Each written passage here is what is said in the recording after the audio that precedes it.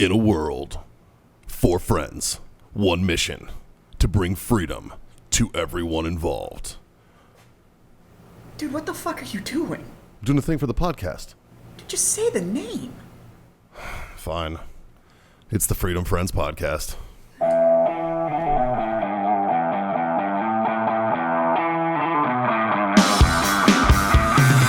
Stinks like sex in here. Oh, sorry. I forgot. Me and Emery were in the bathroom earlier, and I guess we let it waft a little bit. Yeah. Sorry. Emery, did I tell you Sorry about that threesome I scheduled a couple weeks back? Was I supposed to hold the camera? Well, I had 2 no-shows, but we still had a good time. Yeah, that's true. Fuck boys. What's up, everybody? Welcome to the Freedom Friends Podcast, brought to you by warfightertobacco.com. Use that code FTFO, screw yourself that fucking sweet 15% off discount over there.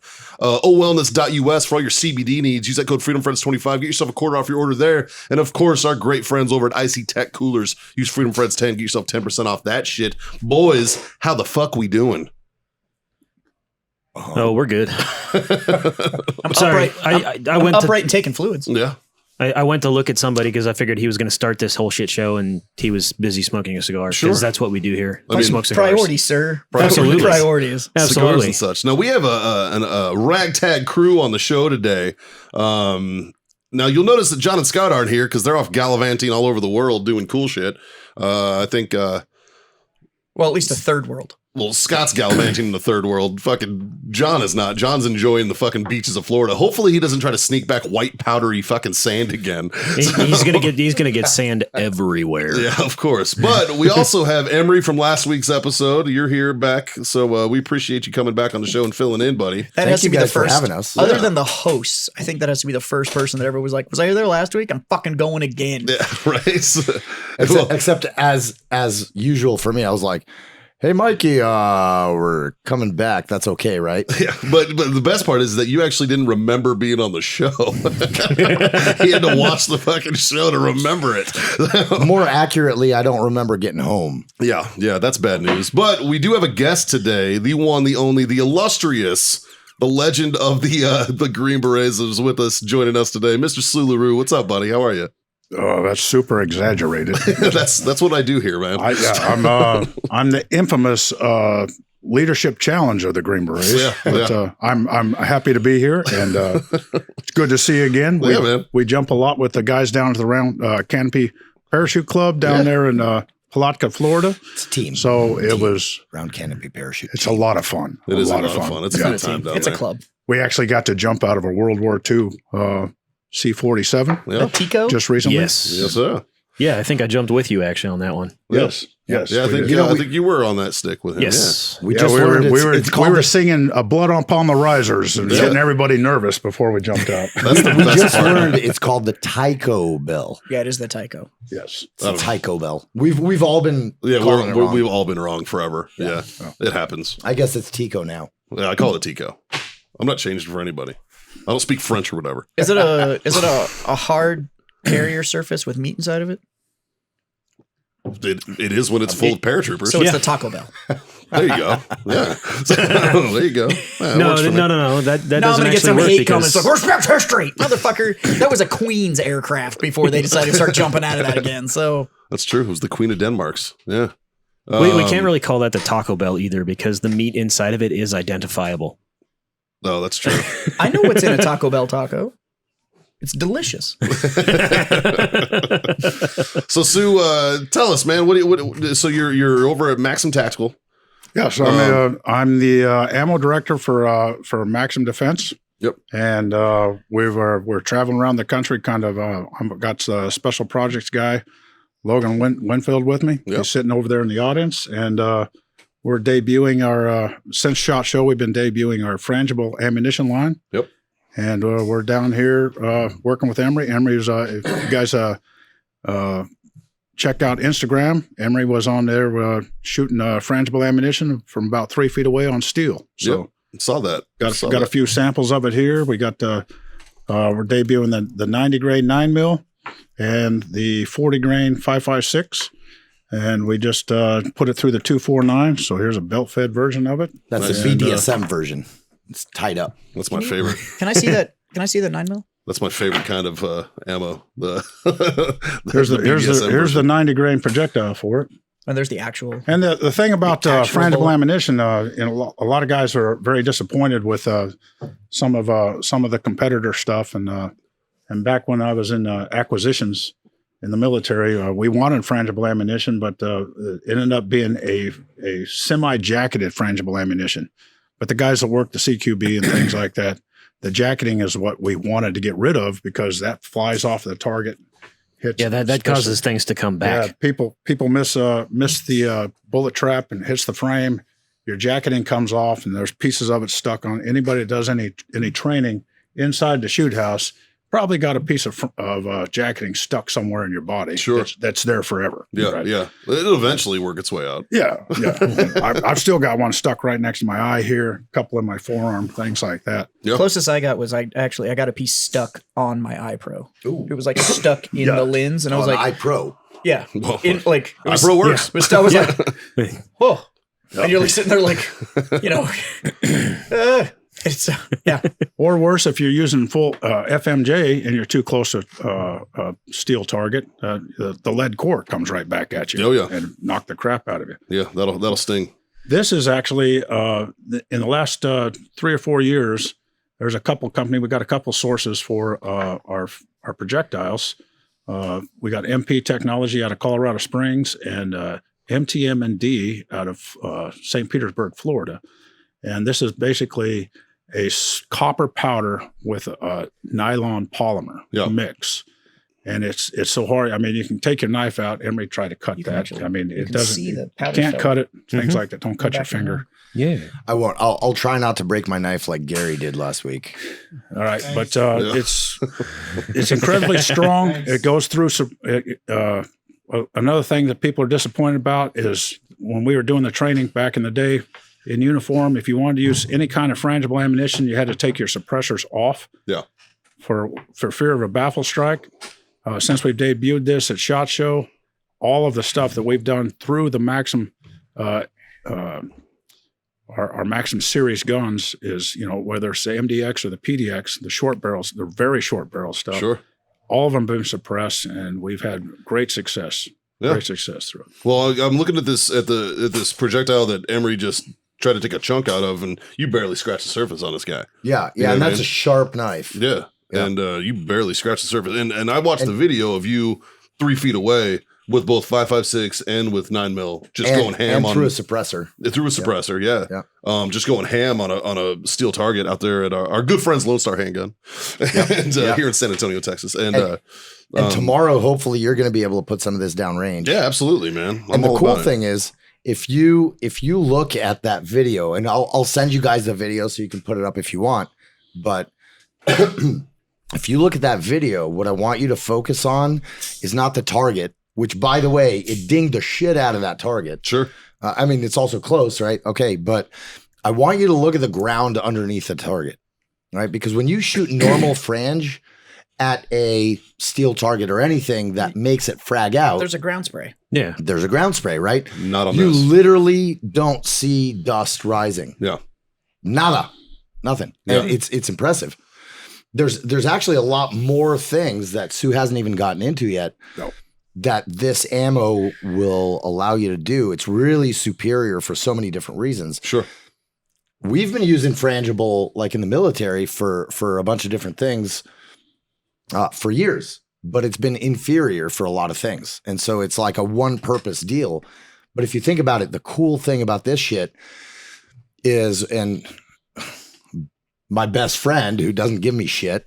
But once I get some of this, right? Like the cool thing is, this is awesome for training. Okay, cool. I've been carrying frange for my home defense stuff for years, and that's a whole conversation we can get into. It makes total sense. Well, It does to carry frangible. Yeah, you don't have to do fucking drywall after you smoke somebody. You do. No, you still do. But You do, what it but does is less sheets, right? But it's a lot less non-intentioned casualty. Sure. Right. It's just far more non-intentional because the energy is going to disperse as soon as on impact. So you're not going to have overpenetration issues. You're not going to have any of that. It's just it's a far, especially with as popular as 9mm's gotten. Yeah, anything live tissue. Imagine your body being 70% water.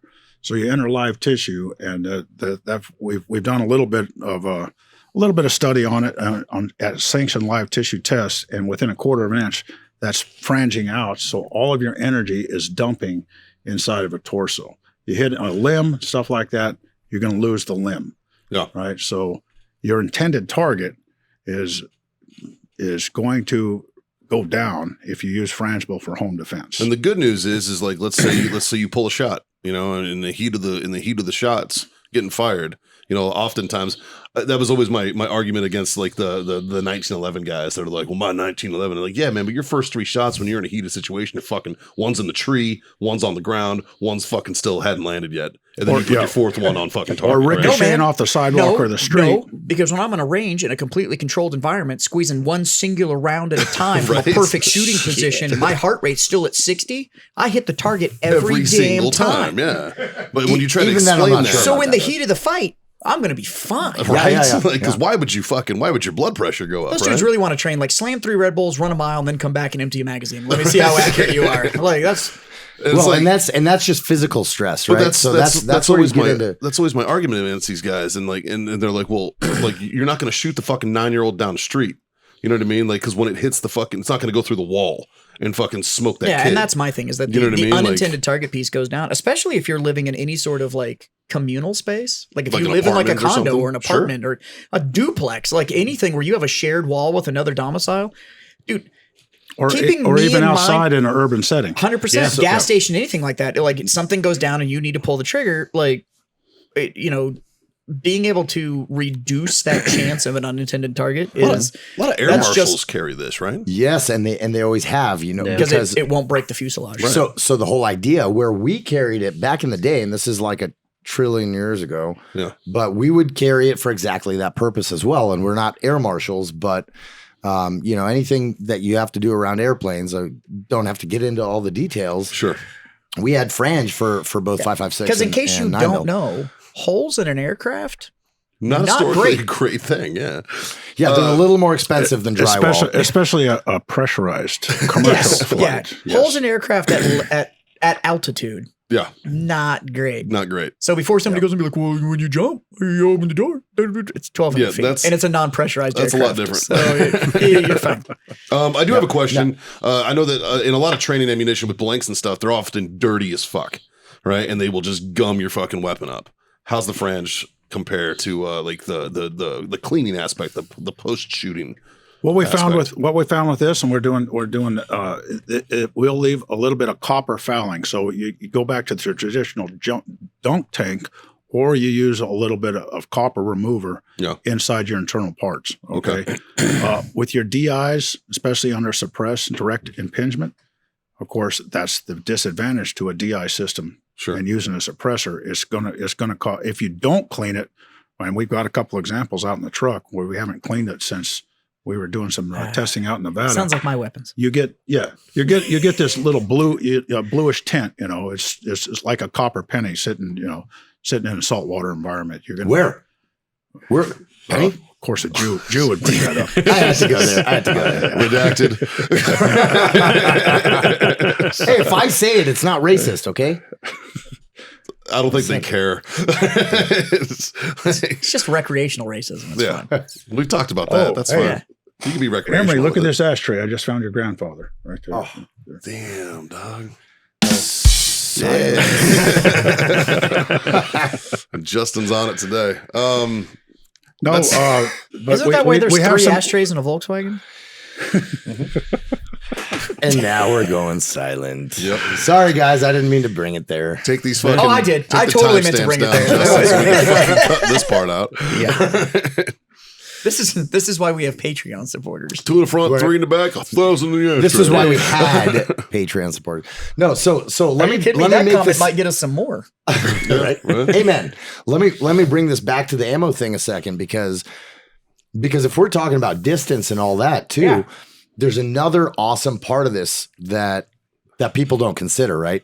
These by design, and Sue, jump in when I'm starting to talk out my ass and you actually know the answers. He'd and already I'm be just jumping in if that was the case. no, he's actually polite sometimes.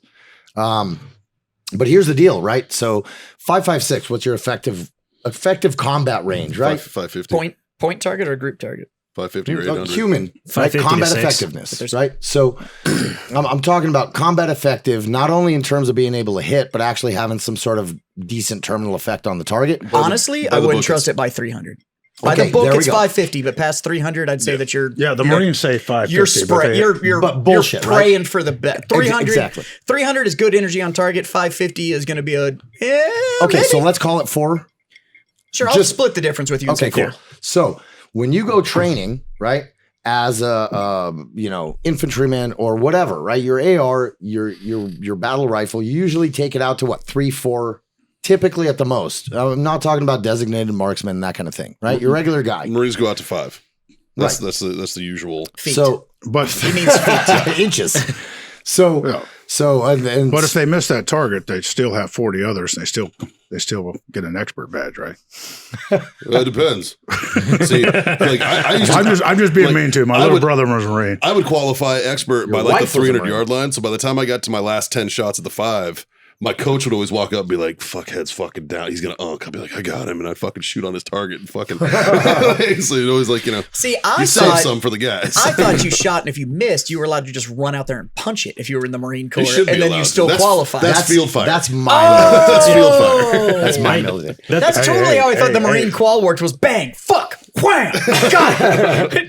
That's when they fix bayonets. Don't knock the Marines. You got to throw your bayonet. That was my first choice when I joined the military. I wanted to join the Marines, but my So the only reason my that- ASVAB scores were too high. They wouldn't let me go. Yeah. So it's, The only reason I give Marines shit is that it's actually the only other branch of service I have any respect for. Right? and they can take a joke. that's usually the Yeah. Well, see, that's the beauty of the Army and the Marines is that's usually It seems how like the it two works. the two branches that get along the best but give each other the most shit are the Army and the Corps. Sure.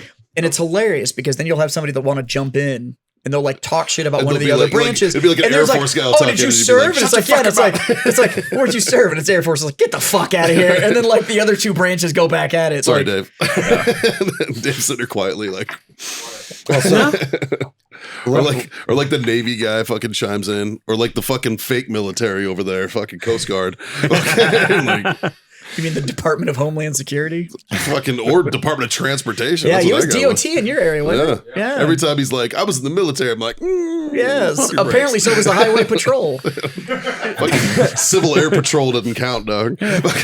Well, so No, I was in the military, Air Force. You got your own branch. Yeah.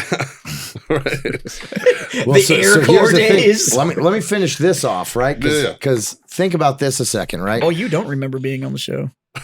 No, that's why I'm being pushy now. Oh, nice. Do So it. I Do it. Push us around. So- Stay on topic. I love it. So here's the deal, right? If you're on a military range or any other, right? But take a military range because they have distance, right? Because they have land. So how long is that cone that you have for your range, right? You got like years of distance because those bullets are falling because you never know where those Bravos are hitting their shots. Mm-hmm. So this shit is by design, like the 5.56, by design starts tumbling after 300 meters, Nice. right? So if you think about it now, instead of having 5 miles or something ridiculous that of wasted land that now is just sitting there empty because Just some impact dumbass area. might pull a bullet high, Sure. right? This shit'll start falling out of the sky sooner. In the American Department of Defense, we call that a safe distance zone, right? So the Marine Corps know this. Depending on the caliber, I was the guy behind the PSR. Yeah. So there's an example. We had the precision sniper rifle, and when it came to end user agreements, most of the Army bases and Marine Corps, which is now the ASR, Advanced Sniper Rifle, because of the 300 or the 338 Norma, Yeah. they wouldn't change their range fan. You know, it's known as a 338 Norma and the 338 Lapua back when it was a PSR. Sure. The safe distance zone is 6.9 kilometers. Yeah, it's Okay. fucking massive. Yeah. So and that's based off a study they did it up at Aberdeen. And if if your shoe's untied and you trip over your boot laces and accidentally pull your trigger at 38 degrees, that's the farthest that you get the max sword out with of a tailwind. Yeah. And Mercury's in retrograde. Yeah. And you add 10% onto that. And then add 10%. That's only if you're a Pisces. If you're a Pisces. Yeah. And if there's a good nitrogen I worked content. on Aberdeen for a while. That's And exactly if there's a how good this shit nitrogen happens. content. Oh, I know. Like, Yeah, I was on the test center for a bit. That is exactly how they fucking figured this shit When out. were you Were at you APG? holding the targets? 2009 to 2011. So you No, were weren't. running around with the Were you targets really? as they were shooting? You know we were there at the same time? Really?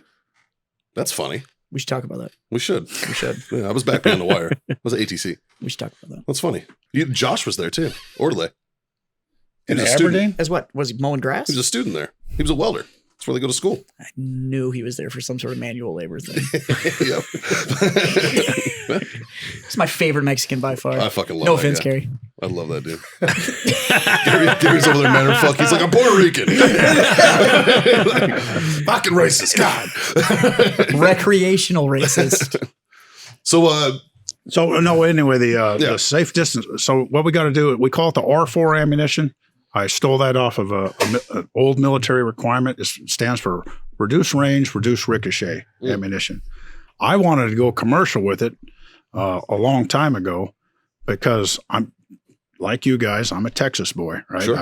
I was actually born in Colorado. My mom's from Texas, but out there in Dale City, Texas, 90 miles up in east of El Paso. middle of fucking Yeah. nowhere. Shit. Yeah, I that can- might as I well can- not be anywhere. You would just be like, Like, there is nothing I there, can man. I can go out there and I can yell left or right and grab out my Magnum caliber rifle and just start shooting and nobody cares. that's because Sure. out there you can see the curve of the earth. So like there's fucking But- nothing out there. My last 8 years being stationed at Fort Bragg, there was absolutely no commercial ranges open Yeah. to 1,000 meters for about 5 years there. Now there's a couple of them out there and everything, but it's still pretty rare. Sure. It's super So- rare just in North Carolina as a whole. Well, And one, the terrain doesn't really allow for it because the terrain out there isn't super. Well, there's no BLM land. There's there's not. no, and most towns are within 4 or 5 miles of each other. And if a guy's got some property, that's fantastic. And there's a lot of personal ranges, but you're still worried, especially shooting on steel. Sure. Sue, right. can you go ahead and tell our audience what you mean by BLM land so that they don't get confused, given the new Well, acronym that's being used for that? 'Cause Yeah, you BLM referred stands- to as Bureau of Land Management. Yeah. I'm which is- referring to Bureau of Land Management. Yeah. Which is our land, your land. Right. You're the people listening, everybody sitting at the table, it's our land. Yeah, it's Yeah. Yeah. fed, I did not mean Black Lives Matter. Yeah, it's fed land. It's, Yeah. That's Bureau of Land Management also handles like our parks and all of Yeah. that kind of stuff. So Yeah, so just wanted to make sure we were basically clear public- about the fact that we can Sue say wasn't public walking lands, on to public Black lands. Lives Matter land and shooting his rifle as much as possible. Yeah. Like that wasn't wasn't a thing. Or was he? He's got We can say, and that's another thing. If you look at the laws of California, these are public lands. Yep. Whether they're national forests, Bureau of Land Management, it is sometimes public land. State parks is public land. But if I want to be a homeless vet and I just decide I don't want to live on a sidewalk, and I try to go into national forest and just live off the land like the old mountain men, the damn National Park Service is going to pull me out of there kicking and Yeah, but screaming somehow and all tell those me rock that's climbers illegal. get to do it. Huh? All those rock climbers get to do it out there. They Like get Yosemite, permits. and these people just live in a van for like 2 years and Bro, go climb but- North Face and Bro, shit. if I But was, that's because if I was homeless, I'd just go to the they Appalachian poop in Trail. a baggie, so they're Everybody- allowed to do Oh, that. is that why? It's set up. Like, it's set It up is. for you. Have you done the Appalachian Trail? Do I look like I've done the fucking? We argue about running a mile on this show. I've done chunks. I don't want to do the app, I've but I done do want to chunks. do the Elation. no. I don't want to do no, I don't want to do I'll I do don't want the to elation do part. the app trail, but I do want to go do The Rocky Mountain. no, the one that's on the West Coast. Oh, the one that John starts- Muir, the yeah. John, John Muir Muir trail. Trail. That I was would dope, do the dude. John Muir in a Fucking heartbeat. gorgeous. I would do the John Muir. gorgeous. The only thing is, it's like I a- gotta take it back. It's like a month. Focus. Yeah, I'm glad you mentioned the Steer West back. Coast Yeah. because that's another solution to frangible ammunition, Yeah. right? Or monolithic, or whatever you want to say. Careful. If you look at what's going on in California right now, one of the briefings I got from the EPA lady, she was standing up there and saying the California condor is near extinction, so we're going to regulate lead core ammunition in the state Bullshit. of California, right? Not What, people are bullshit on you, shooting bullshit on condors her. with it? Well, everybody knows what the digestive system of a bird is, right?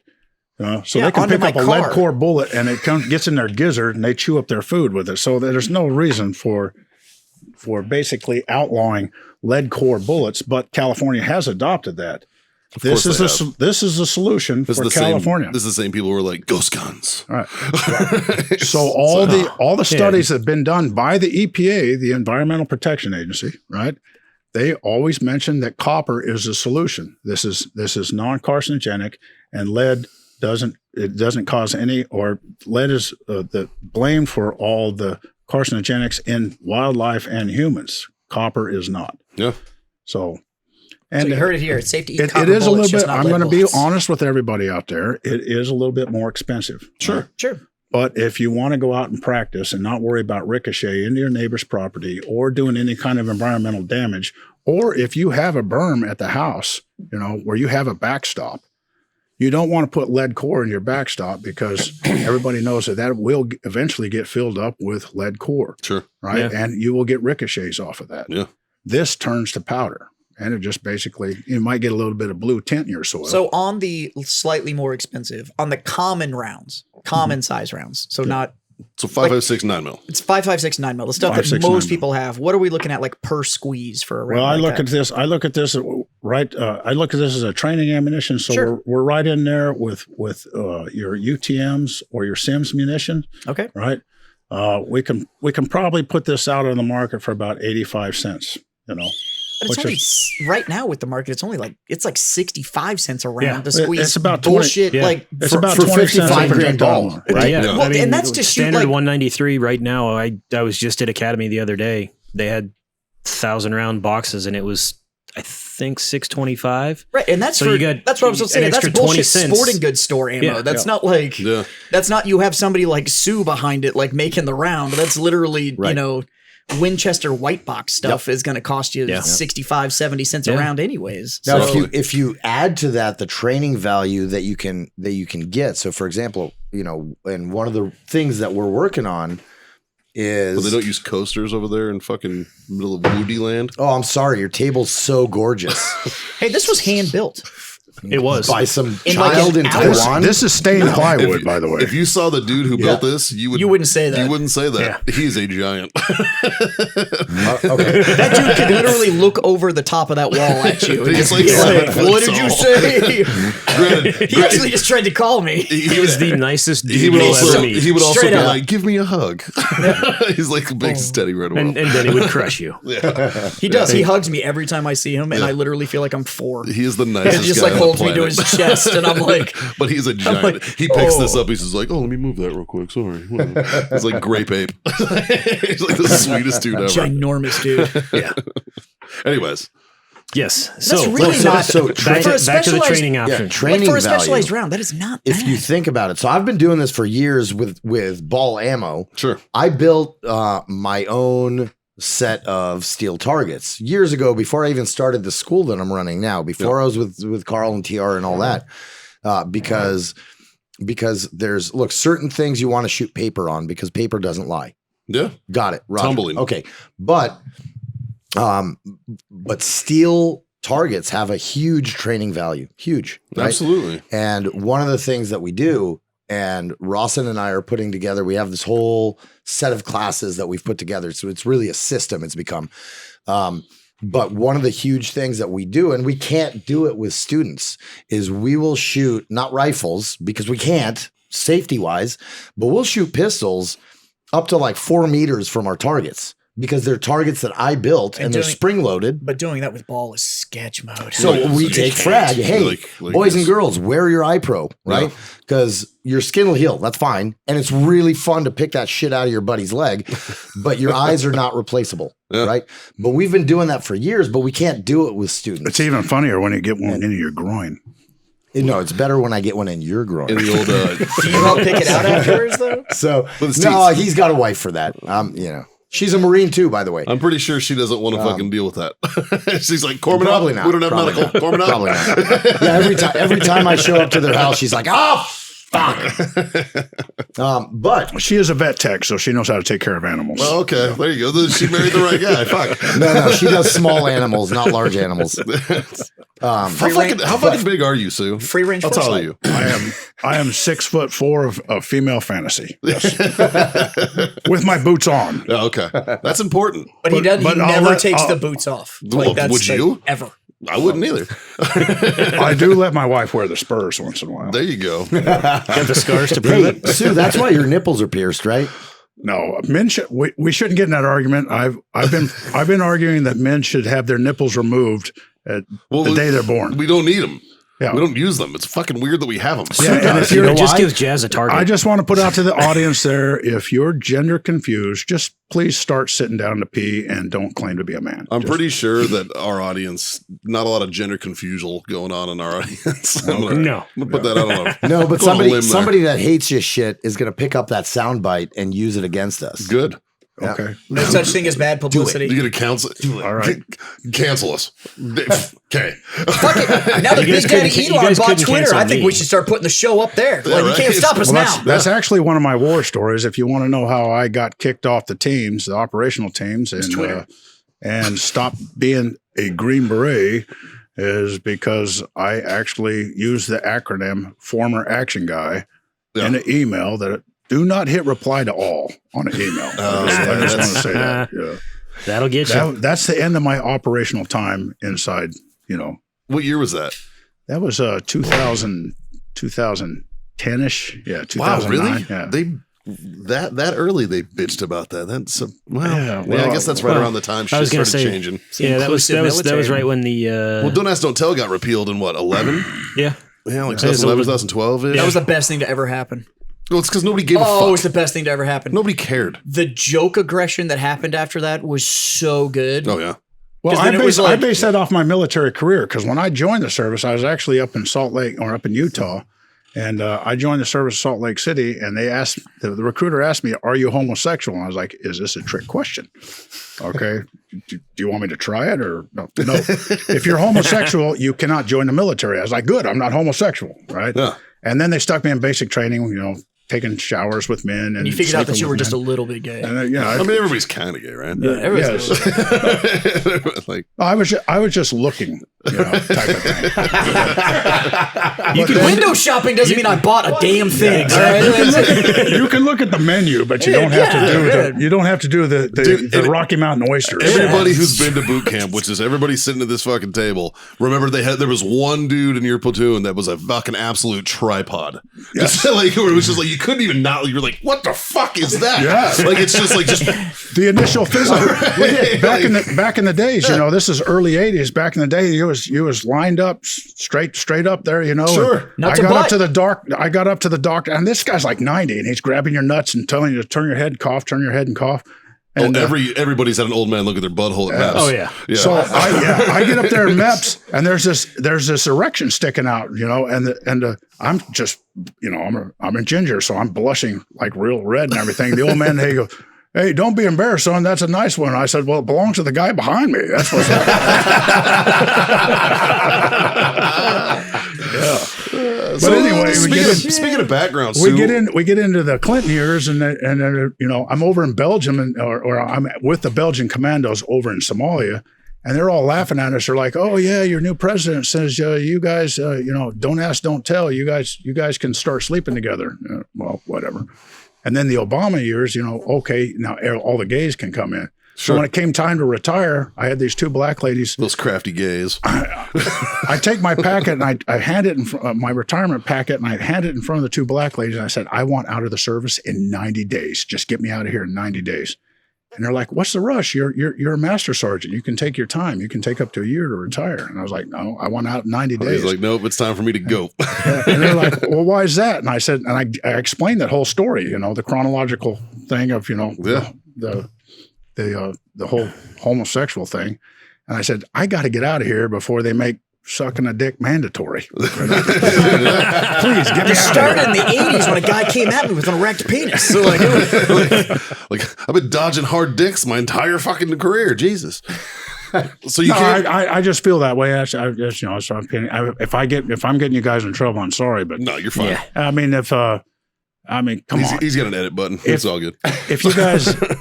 if people, I don't care what people do in their bedroom, Sure, closed door, but it's not a political stance. Stop making it a political stance. No, and we've said that on here. Stop shoving it down my throat. I really figuratively and literally. Yeah. No, our entire stance here. I can barely do a cigar. Our entire stance here with anybody who joined the military is like, I don't give a fuck your political affiliation, sexual orientation, whatever your pronoun is, whatever. I only care about your combat efficacy. Yeah. Are you combat effective? Cool. Can I what you trust do you? outside of that time, I don't give a fuck. I just want to know on a fire line. And first of all, are you going to be able to put rounds on target? Let's That's just all I say, care though, about. almost every gay dude I've ever met is in impeccable shape. They fucking give a shit about how they look, so they're in impeccable shape. I know that dude. I don't give a fuck what hole he likes, but if he can pull me out of a burning vehicle, that's my dude. Do you remember? I'm fucking cool with it, man. Like, I very just did rarely that- met a gay guy that has a daddy body. You know right? what I mean? Dude, like they're all in fucking ripped. impeccable shape, and it's like fuck you and your abs. Caitlin just did that. Caitlin just did that dry try for Orange Theory or whatever. Yeah. Which was like a run cycle, whatever. It's like a triathlon, but without the swim. So they replace it or whatever. It's gross. It's like a 5K and like all this, and they pay to go do this. I'm like, what the fuck's wrong with you people? But What the fuck is wrong with us if we didn't come up with this idea first? Right. So she did it in like 56 minutes, which was like 10 minutes faster than the previous year. She was like, that's awesome. She was like, Good for yeah. her. But this dude in my class did the whole thing in like 34 minutes. First of all, dude or Siri. Already know the answer. Huh? Already know the answer. Yeah. It's a dude in Orange Theory. And so, anyway, so the dude came into my store with his husband. Yeah. And that dude was ripped like Jesus. He's got like his abs had abs. I was like, what the? And you could see his abs through his shirt. I believe was they're like, called. what I believe they're called cum gutters now. the? I believe that's what they're referred to as. And I was like, I'm looking. I was like, I believe. How are you going to hit those when you're going in from the back? You got to flip them over when you're ready, or what? I don't know. I met his I husband. don't question their methods. He's Italian and the husband was black, and I was like, that is going to be some passionate lovemaking. Holy shit! Y'all need an OnlyFans, Dude. They probably have one. Different strokes, man. Literally. All I know is, I guarantee you it'll be the best hand job you've ever had. Oh, 100%, dude. A gay dude will give you the best hand ski of your life. They know what you're doing. They know what they're doing. It's just like with girls complaining. It's like, dude, if I had one and I knew what I was feeling for, maybe I wouldn't be as bad. Right? I'm just saying. Like, It's the Kevin Smith methodology, man. Give a little direction, Give me man. hand signals like you're parking an aircraft, like left, right, stop, stay centered. Let me know. It's the I'll get you those little flashlight sticks. You just like give me some directions. Like No, I disagree with all that. I often say, especially to my fifth wife, my current wife, well, practice makes perfect. I've told all my wives, if they have a headache that night and everything, then they have to watch. And they're like, "What is wrong with you?" And I was like, "Nobody does me like me." It's true. That's true. All I know is I know exactly what I like. I have gotten me to the finish line every time. Yep, I've never failed, man. I've never lost that race. There's not a safe set of curtains out there. Dude. Well, Bert Kreischer does a bit about it, like where if there was a dude with a gun to your head, and it's like, you need to make me come. He's like, sit down, babe. I got this. He's like, I'm gonna do this. Like, I know that I can make this happen better than you. Fucking bring your buddy. We'll give you cross country skiing lessons. Little Dutch rudder action, man. Joke, right? Except for the dude in the audience right now that I think could just snap it off like a paper towel. Like, Jesus. So Sue, let's talk your background, man. Let's learn about you, dude. So you joined the Army? How old were you? I was 17. Okay. I did the same. 17 when I signed the contract as well. Yep. I think South Carolina just seceded from the Union. Or something like that. So you got in with Scott. I wish Scott was here. Fuck, man. God, so Scott's been in every major conflict basically since Charlemagne. that's the joke. Like 800 AD. Yeah, like Christmas Day. Oh yeah, he was there. He's actually one of the Magi. Like he brought myrrh and everybody was like, what? He was like, murder. That was Scott. So I feel bad making fun of him when he's not here. Fuck. I don't. Keep going. It's okay. We got a token Jew here today. So John's covered. We had 1.5 last time. Yeah, right? Yeah. Well, apparently he's stolen valor. Still doesn't Yeah, count. then we found out that it's passed down from the mom, so it doesn't even count. Like, Doesn't even count. So you joined at 17, joined the Army. Did you go group right out of the gate? Or? Oh, absolutely not. No, I ended up in the 82nd Airplane Gang, Yep. you know, in the early 80s. I think I had my first court martial within a year. Yeah. Was it worth it? I don't remember it. It's like Emery's last podcast. What I was his don't name? remember what I did. Well, you know what? Chesty Puller, a famous Marine, said that the only good Marines have NJPs. So, and that is a direct quote, sir. I heard that he was actually like a dick. Oh, my grandfather was fucking hated him. horrible to Well, it's his- to his because he Marines. never got his fucking Medal of Honor. He had 4 Navy Crosses. And he never got a Medal of Honor, so he was always trying to get in a fucking fight. He's always trying to get him fucking. He wanted that But I- fucking 5 I heard stars. Yeah, he but was- that's our job.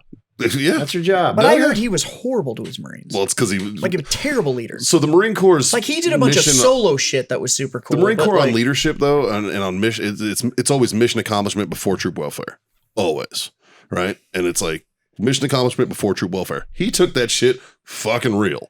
Right? So he'd be like, let's charge this hill. We're surrounded. Don't give a fuck. Charging the hill. I was like, let's yeah, go. That's but your job. Let's get it. A healthy team mentality lends to mission accomplishment. Yeah, we've learned that now. No, good leaders have done that forever. Well, sure.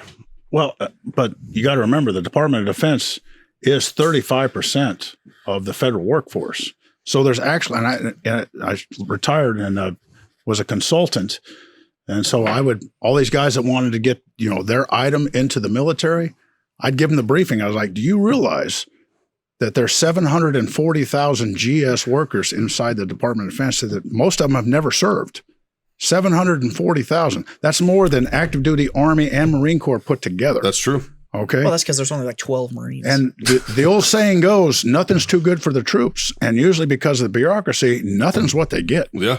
Yeah. I'm a Marine. We get your hand-me-downs. How the fuck you think I feel? Like, the shit you used in the early 80s. I will got say as a this boot about the 99. Marines. Oh, my little brother was a Marine. The Marines concentrate on the combat items, Yes. where the Army, come on, we look at that combat uniform we had, the ACUs there for a while.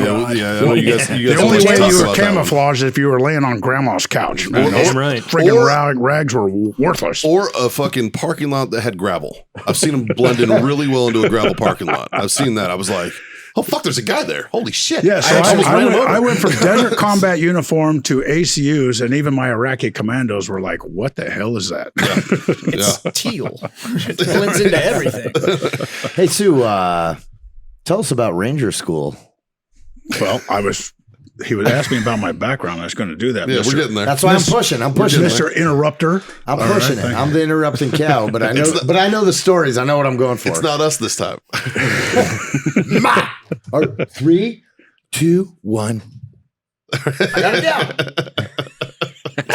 I'm just looking at Justin's finger pointing from fucking back and forth. I think he's just saying, just talking to the mic. Pretty hard to drop the mic with these things on them, you Yeah. idiot. He's fucking, wee. All right, so tell us the story how you founded the Ranger School. I did not. Well, I kind of did, really. Come to think of it, yeah. So I'm pretty infamous. The word's not famous. The word's infamous for that. I was in the 82nd for a couple years. Did the first combat since Vietnam. I was a Grenadier Raider with the 82nd. Okay. All right, and came back from that, and I actually got. You live in Bravo then? No, I was what back then was called the 05 Bravo, which was I was the radio operator. I was Okay. the idiot that was carrying the radio. Battery operated grunt. Yeah, Yeah. yeah, and basically The guy that everybody shoots at first. This is back in Morse code days. Except now that they finally went to voice communication, and I didn't like talking to people, so I was like, "Here, sir, it's for you." Yeah. Well, that's why they shoot at you first, because you're standing next to the boss. I got the big bicycle flag. Yeah. In combat. Shoot at me, and Yep. we can't communicate type thing. So, but anyway, I got transferred from the 82nd to the Rangers, and that was a surprise to me. They were this is 1984. They first started the 3rd Ranger Battalion, At the same time, they're starting the Ranger Recon. So after my Ranger indoctrination program, we had a little bit of a tryout for, and it wasn't anything exotic. It was a tryout for the Ranger Recon teams. Okay. Right? And I met Sergeant Major Mellinger, or he was a Sergeant First Class Mellinger at the time, a really good Sergeant Major. Ended up being in the running for the Sergeant Major of the Army. Nice. Jeff Mellinger was his name. And he saw me the first time, and he's just like, "You're never going to make it in this unit. You know, you're from the 82nd. You don't have a Ranger tab and everything like that." And by default, the only other 05 Bravo that was trying out got stung by a bee, and I'm the one that called in the medevac for him when he went into anaphylactic shock. So I was stuck on Mellinger's team. Nice. And that's why we talk about the Round Canopy Parachute Club or Parachute Team. Yeah, RCT. I immediately, as an E4, I'm every bit of especially.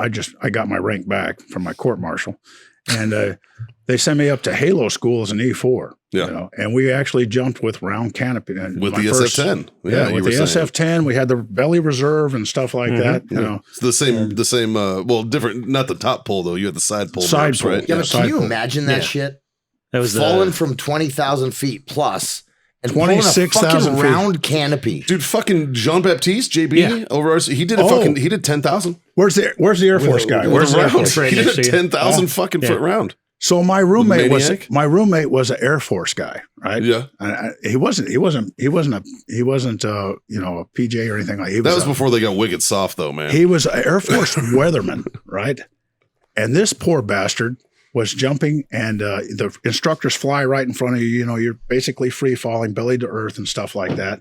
And you're so concentrated on the instructor that when you reach down to pull, you got to counter. You got to put your arm over here. And you got to look at the instructor, grab your ripcord, and pull your ripcord. Right. Well, this poor guy pulled his belly reserve. Whoa. So two ripcords right here. He wrote a reserve all the way down?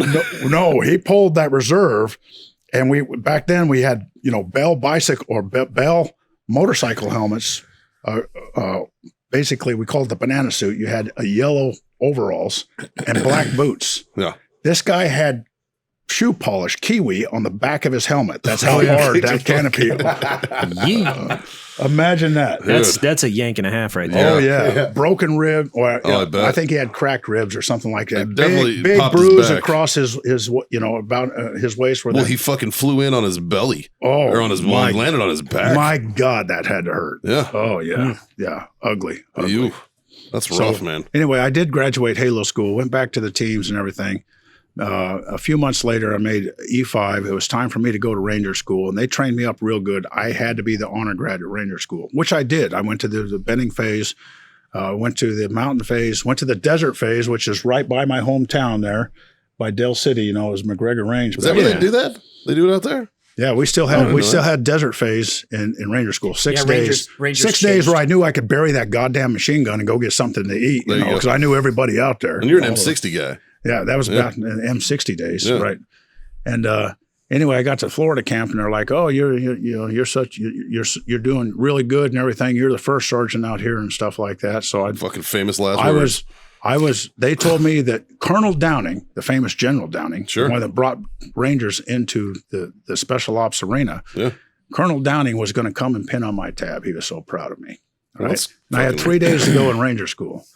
Well, then this lieutenant basically had an argument with me, and I said, "Okay, you want to argue with me?" I was already tabbed out. I was already the honor grad, and I was just helping out a guy get his tab. I told that lieutenant, I was like, "Okay, you don't want to come on this resupply with me. You go over there next to the machine gun. Everybody that's got blank, 7.62 by 51, give it to him. He's the AG now." So he had to carry like 800 rounds of blank. Sure. So next day he was upset with me. You could say that. Right? And he basically started the fight. And when I put him in the hospital, I got kicked out of Ranger School. Imagine how that happens. Ain't that a bitch? And I had to explain that to Colonel Downing as he fired me and kicked me out of the Rangers. I mean, I get it, dude. Like I did not get my Ranger tab, and I never did go back and get my Ranger tab. Hey, brother, I fucking retired as a staff sergeant because you don't pick up gunny when you choke slam a warrant officer. I fucking dig it, man. And I'm right there with you. Shit. Fucking. Well, you know what? You walked away with something else though. Integrity. You know what I mean? Like, here's what fucking. Yeah, but integrity doesn't pay the bills. That's very true. That's very, very true. But here's what people seem to forget once they pick up a little bit of rank. And officers are probably the worst at this, especially lieutenants and captains at field grade area or before the company grade area. It depends. Well, but people forget that you're a fucking man first. You're a man before you're a fucking soldier, before you're a Marine. Like, if you disrespect the man, you need to anticipate that a man's going to come back to you. Yep. And they seem to hide. I used to call them tigers. Hide behind your stripes there, tiger. You know what I mean? Like, because that's what they would do. And it's like, I get it. Like, I respect you. I respect your rank. And especially in a student status where you're both students, it's like, hey, man, like, I get it. I respect your rank, sir. But remember, I'm a fucking man first, you know? And if you're going to disrespect the man, you need to be ready for the man to answer. That's a good point. That's a good point. And I think, unfortunately, it's getting a little bit more politically sensitive inside there. I've got two sons in active duty right now. And it's different now. It's hard. It's hard to swallow. I mean, if my sons did half of what I did back in the 80s, and they wouldn't. Well, you were in before piss tests, man. Y'all were getting high and shit. Absolutely. They used to call the 82nd Airborne the jumping junkies. He was in before muskets. I'm from Del City, Texas, so I always thought that even weed smelled like burning horse shit. So I never touched the stuff on a personal level. But I have been on an airplane when they're passing microdot acid and the whole stick is taking acid before you jump. That would be a fucking ride. Dude, I would. That sounds like high school. That sounds fucking awesome.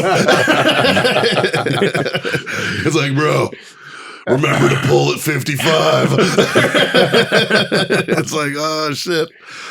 Am I looking at my altimeter or a monkey that's winking at me? What is happening? No, this is all static line like you do. Oh, okay, well that's good. 80 seconds. Yeah, you just got to worry about turning the. You're just getting the rush. You're just getting the rush out the door. That's all. Yeah, that's all right then.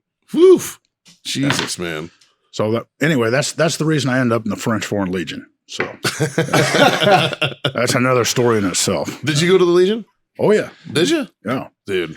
Yeah, because you don't look like you're old enough to remember. Who's really going to be mad though? Huh? Big Jim. Oh yeah. We got a buddy of ours who is just like he damn near joined the Legion. Yeah. He was a Marine grunt, and then he joined the Army as a tanker officer, as a tank commander. Yeah, and then he ended up retiring as a lieutenant colonel. But there was a time when he was like ready to be like, "Fuck this, we're going to the Legion." Him and his boys. Yeah, like they were like this fucking close. So like he knows what is the Viva. He knows way more about the Legion than just their motto. Yeah, he knows everything. It also helps that he's literally a military history major. Well, it's because he's not good at barbecue. Well, that's what he's got World War II history. Like that's we have this theory on the show. Where like once you're 35, it's either World War II history or war history or barbecue. That's where we split. Every man becomes passionate about one of those two things. It's either at 35, you either get passionate about military history or smoked meats. Like those are somebody gets passionate about both theory.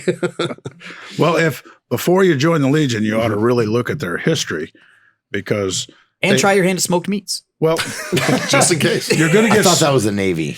Yeah, that's pole. You're going to get smoked if you go to the Legion. Sure. I mean, especially if you don't speak French. Well, I didn't speak French. You learned? There's another war story. You learned real quick. I learned real quick. But I should have studied the history of the Legion because after I was in the Legion for about 3 or 4 months, I actually started studying their history. And you realize they're all felons? These poor bastards have lost every fucking battle they've ever been in.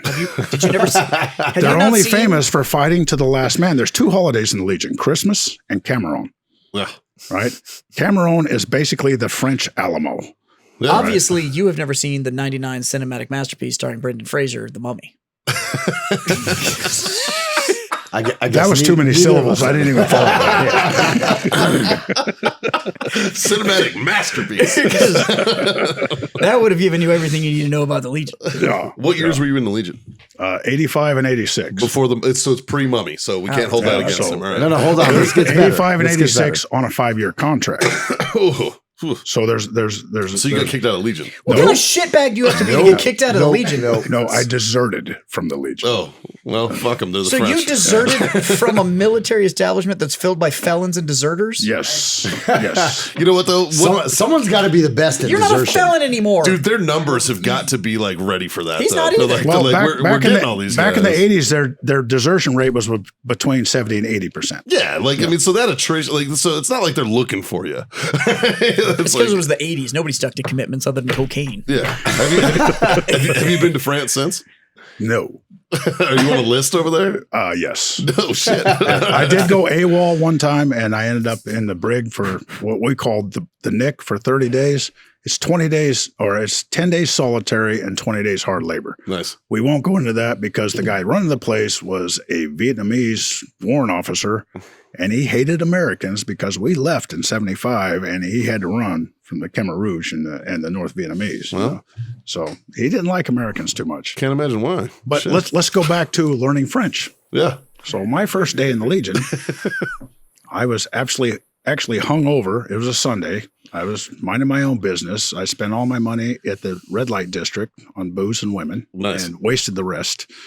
And I saw a poster for the Legion. I told the taxi driver, take me there. So I went to the Legion and gave up my passport and everything. And then I went in there, and they take all of your identification right away out of your wallet. Well, I had my Ranger coin in there, and my challenge coin. Sure. And I'm looking at that coin, and I'm looking at the mural on the wall, and it says Legion Étrangère. So you're out of the army at this point. I'm absolutely out of the army. Discharged from the U.S. Army. ETS, no. You did your 4 years and you bounced. Yeah, bounced out, and because I'm too mean to be in the Rangers. Sure. Right. So I was still proud to be a Ranger. You did very well in the Marines, man. I'm just saying. Well, especially the stories I heard about the Marines in the 80s, you'd have been perfect. I tried to go to the Marines, but my ASVAB scores were too high. I'm not buying that one because I have a real high ASVAB score. Well, but my favorite color isn't grape, So that's a new joke too, man. That was purple. Yeah. How do you fuck up that joke, Sue? No, that was. I don't know. My wife tells it all the time. I still screw it up. He hit it right on. It was a good joke. Yeah. But anyway, so I'm standing there and I'm looking at that mural, and it's like Legion ET Ranger. So I go outside and I'm showing off my coin to these other guys waiting to go into this sergeant that doesn't speak a word. I'm sitting next to a British guy, and I said, "Yeah, I'll do good here. I'm a Ranger, just like that wall says." And he says, "Mate, that says Legion Étranger. That means foreigner. So you're telling me you're a foreigner." I was like, "Oh, I'm an idiot." So it got to be the afternoon, and it came time to go to the réfectoire, which means cafeteria, mess hall for us old timers. Sure. And as you remember, in old timers, I got up to the door, and the screen door slammed in my face. So I just went to parade rest, waiting for somebody to call me in, And I couldn't see through there. The sun was shining just on that screen that I couldn't really see in there. And the line's forming up behind me. And 2 or 3 people down back behind that line is like, "Hey, pussy, pussy." What the hell? I'm looking back and, "Hey, pussy le porc." Hope that guy isn't calling me a pussy. Beat this little skinny ass, Pretty soon, the guy's like 7 guys back. He's like, "Hey, pussy, pussy le porc." And I turn around, my fists all clenched up, and "Who's calling me a pussy?" And that English guy was about 10 guys back, and he's like, "He's saying, push the door, mate. Let's go eat." That's what I realized, that pussy is a different word. Yeah, and the French have a different word for every fucking thing. Imagine that. That's why they call it a language. That's weird. How dare they? How dare they? Well, you should have seen me that night when they said, "Tout le monde prend la douche." I was like, "Oh, here it comes, boys. We're going to get an enema." That means shower. Douche means shower. Flocon de neige. Flocon de neige is literally a flake of snow. Yeah. Oh, yeah. It's actually a floke of frozen water. It's Is that the snowflake. extent of your French? Yeah. No, but so essentially, Jazz's wife majored in French.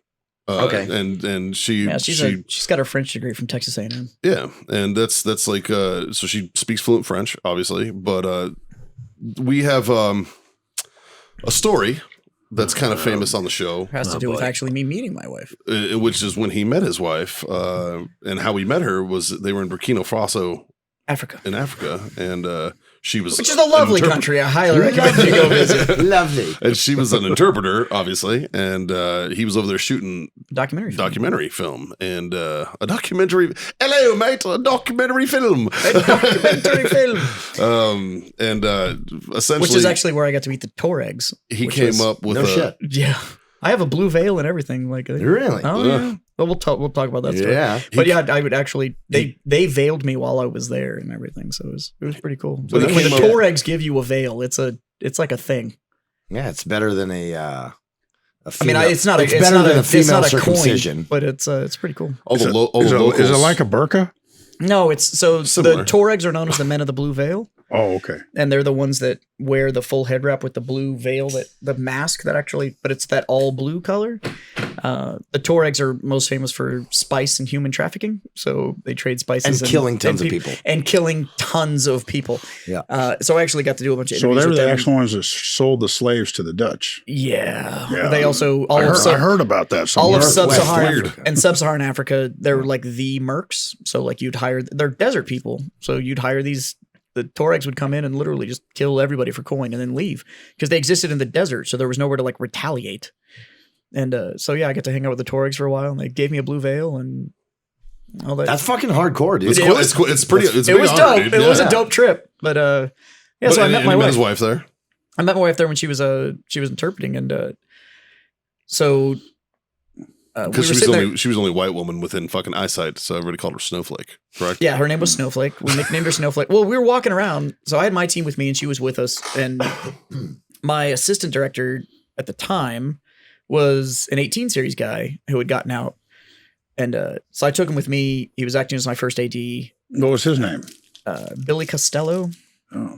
and but he had lost his leg below the knee and most of the function in his right hand in an IED explosion.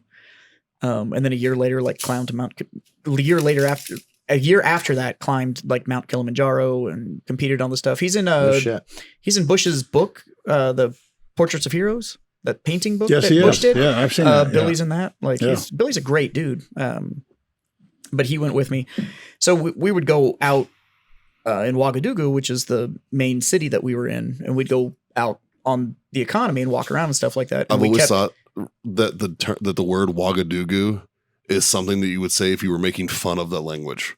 right? But it's like actually their town. It's like I know. actually the capital of Burkina But it Faso. literally sounds like you're making like woody. Yeah. Ouagadougou. There's also only, if you look at it, there's also only like 2 consonants in like the whole fucking word. Oh, yeah. Like it's wild. But There's only like 2 consonants in their alphabet. it was also that place is weird. that's like Djibouti. Anybody been to Djibouti? Djibouti's the worst place on the planet. You mean Yeah, the their oven? national flag is a trash bag flying in. Yeah. Agreed. This is awful. Place is Disgusting fucking place. terrible. Yeah.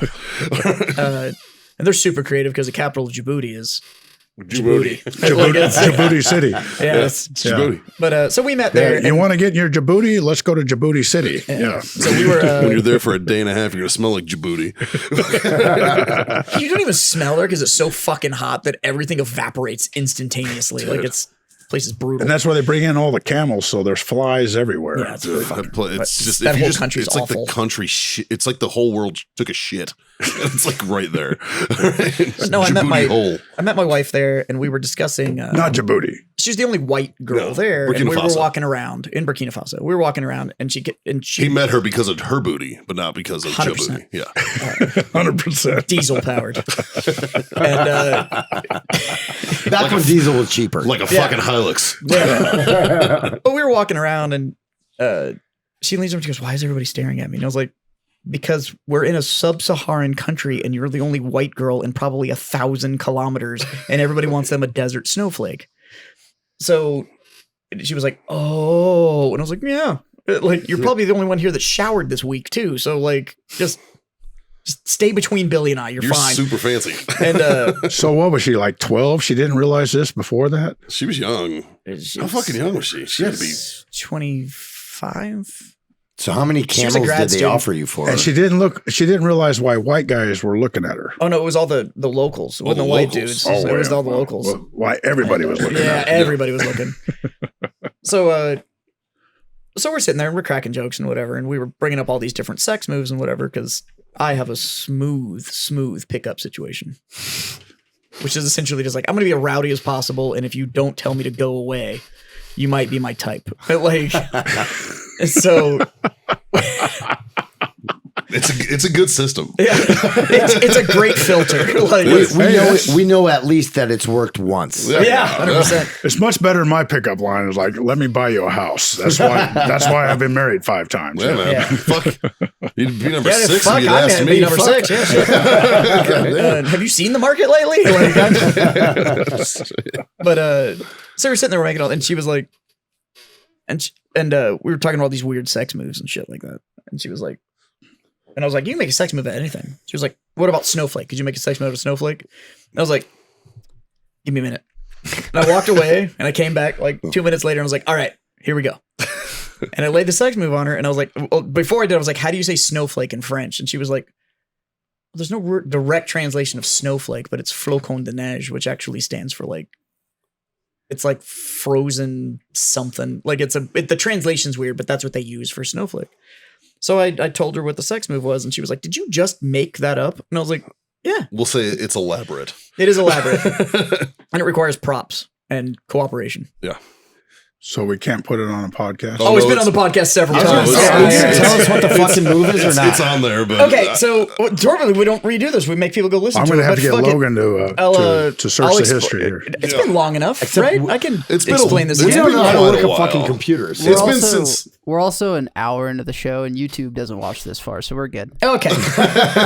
So, neither okay. does anybody else. So the apparently. flocon de neige is going to require some apparatus. So you are going to need a shot glass, a rubber band, a pair of scissors, a fine mesh sieve, and a set of brogued loafers. or Well, what was the last one? Brogued loafers. The fuck is that? So a brogued loafer is a loafer that has Like a all- penny loafer? No. Brogued loafers are the ones that have all the stippling in them, all the holes cut through. But they're The shoes. front of it. They're shoes, Okay. but they have all the holes cut through the front of them. So if you've ever seen those ones that have like the crazy patterns that are cutting holes in the leather in the front, that's a brogued loafer. Okay. It's called broguing. and there is one fancy exception. motherfucker. There's one only one exception, and that's if you borrow Crocs from me. from Mikey. If you It's borrow my Mikey's Crocs. specific Texas Crocs. Yeah, it's just It's the only exception to the rule. brogue loafers or my Texas Crocs. And if you don't know what It's the brogue only- loafers are, go look it up. It's whatever. So in the shot glass, you're also going to need that shot glass full of olive oil. I like it already. All right. So here's how it works. She lays on her back. The brogue loafers can be worn by either party. So both parties are completely naked, except for somebody's wearing the brogue loafers to keep it classy. right? Okay. Classier than anything I've Yeah. done, that's for sure. So now you're going to kneel over her, straddling her chest with your knees in her armpits. She brings you to full erection and then mounts the rubber band double around the shaft in order to pinch off the urethra and coat you in olive oil and proceeds to stroke you right to the point of climax. And or fillet. Or fillet, doesn't matter. But that's what the olive oil's for. Yeah. It better be Preferably, a big rubber band for me. That's all I got to say. One of them ones for braces. So, right at the point of release, she then reaches up with the scissors and cuts the rubber band and puts the fine mesh sieve in front of your penis so that the ejaculate travels through the fine mesh sieve, filtering it so that it rains down like snowflakes upon her face, neck, and chest. That's fucking creative. And And that is the flocon. flocon de neige. So here's That's the best creative. part. He tried to submit it to fucking online to Urban Dictionary. Urban Dictionary. They rejected me for a violation of terms and service. The swamp. Yeah, I'll tell you why. Dude, the swamp rocket is on there, which means you come in a girl's ass and she shits your dick out. That's on Urban Dictionary, and they wouldn't let the flocon de neige in. What the fuck? That's, No, I'll tell you. That's the internet for you. That would have made it into Penthouse Forum back in Right. the day. No, That I'll would've tell made you it. why. I'll tell you why that doesn't make sense. Why? Because I wouldn't accept it either, because it would not create that snowy effect you describe, because it would get stuck on the inside of that sieve. That's why and you that have the- whole theory is fucked. That's why the rubber band's there to create back pressure, and I she get it. cuts I it get so that it. it's not coming. So it all They comes out are at in a once. sub-Saharan desert, so their dehydration comes in. Right. So essentially You're so what dehydrated, Sue like- is getting at, which I believe to be true, is you would cut that rubber band, and what you would get is You'd get And enough that's to make about some At flicks. my age, as it travels through the fine mesh sieve, face, neck, and chest. Hence the Floco Dinesh. Yeah, that's the flow cone Dinesh. I like it. Yeah. Yes. So, but as he said, we're like an hour in. So on the flow cone Dinesh, Mikey, pay some bills. Hey, I'll pay some bills. Brought to you by warfightertobacco.com. Once again, use that code FTFO. Screw yourself that fucking sweet 15% off. And of course, our friends at wellness.us for all your CBD needs. Use that code FreedomFriends25. Get yourself a quarter off your order over there.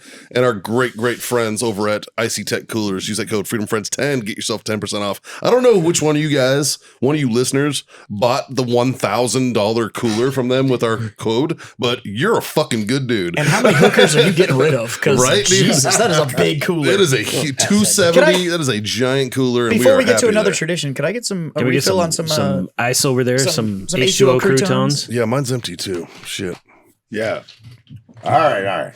I'm gonna. Well, So I guess it's raising Fucking empty breaking shit glass. I want some too. I've never had a Jewish butler. Who apparently can shoot well. Fuck, look at that. Yeah.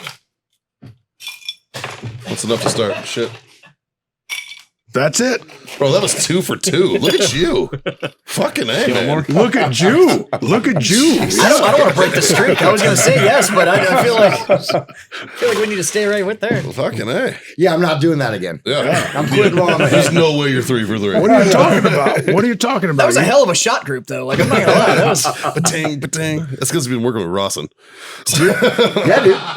You just It's all Rawson. Yeah. you just got a sports scholarship. was You just got a speed and effective. sports scholarship Like, that at the was- University of Florida. Jazz, you right want to there. pass that on down here, man? I have no booze over on this side. You want to pass that along, sir? Thank you. I'm just going to get a little. Is there anything do I left gotta- in that? yeah. Oh well, Yeah, I fix was it. going to take some, but Do it. Take some. hold Yeah. on. There's not enough. There's We not got enough more. for me. There's plenty. got Yeah, more. there's more than enough floating around here. Oh, so. yeah. There's plenty. There's plenty running I around. was looking at that bottle. I was looking at And that fucking bottle. Gary coming through. I was looking at that bottle sitting next to me, and I was like, "Wow, this Okay. I'll tastes an awful lot like Jameson." I'll do this and for then you. I remembered that Oh, I oh. actually had put Jameson in my glass and not that. I was sitting there drinking and going like, "This tastes like JMO." Yeah, so I'm going to raise my glass, guys, and I'm going to say thank you very much for coming. Sue, can't thank you enough. Dave, always, thanks for filling in. Yeah. And fucking Emery, I can't even, you're like a human cartoon. Okay. Thanks for filling in, man. I appreciate you. But thank you mostly for guys. being my freedom friend. Appreciate that, guys. Fucking L'chaim or whatever the fuck it is. Fine. And like, share, subscribe, smash all those buttons, hit that bullshit, and tell your mom. Tell your friends. Tell your fucking mom's friends. There's a mediocre show out there with 4 mediocre dicks that occasionally are funny. And Emery's looking for a fucking butt scarf. yeah, he's always looking for a butt scarf. He needs a butthole scarf like Stat. So, hey, Tracy, if you're listening, here's your guy. So, Is Tracy a guy or girl? that's a girl. It's a girl. Okay. She's a lady. Yeah. All right. Whose ass is also diesel powered. Ooh, hey. And by the way, I know her, and that did not offend her. No, she's fine with it. Yeah, she's totally cool with super it. okay with it. Yeah. And you know he's circumcised because, you know, you didn't. So, and, like, share, And subscribe. remember, I said that already. remember, there's a quiz on the Constitution here. Yeah. Yeah. What's the 5 things in the First Amendment? First one's freedom of speech. Then there's coffee. It doesn't say freedom of speech unless it hurts somebody's feelings. So That's shut right. up, shut up, Jew. Yeah. Yeah, we're real Yeah, the concerned problem about is I'm not feelings on this show. Yeah. I'm not a racist. I don't even watch NASCAR. All right. So, That's true. And I think that's a qualifying factor. Watching NASCAR, you have to watch that to be racist. I think that's true. yeah. That makes sense to me, actually. I live in 'cause- North Carolina, but I don't watch NASCAR. I only watch NASCAR for the right turns.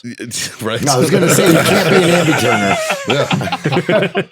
Yeah. Fuck. That was Dale where was Earnhardt's I? last turn. Raise Dale and raise hail, fucking 3 little horses to live by. Mikey, what's the first one? Smoke on. Dave? No, that's a wrong fucking person to ask, dude. I'll handle this one, Dave. Jazz? Oh no, I got this. All All right, go ahead. That's always drink on. Oh, God goddamn damn it. it, kids. Freedom the fuck on. We'll see you guys next time.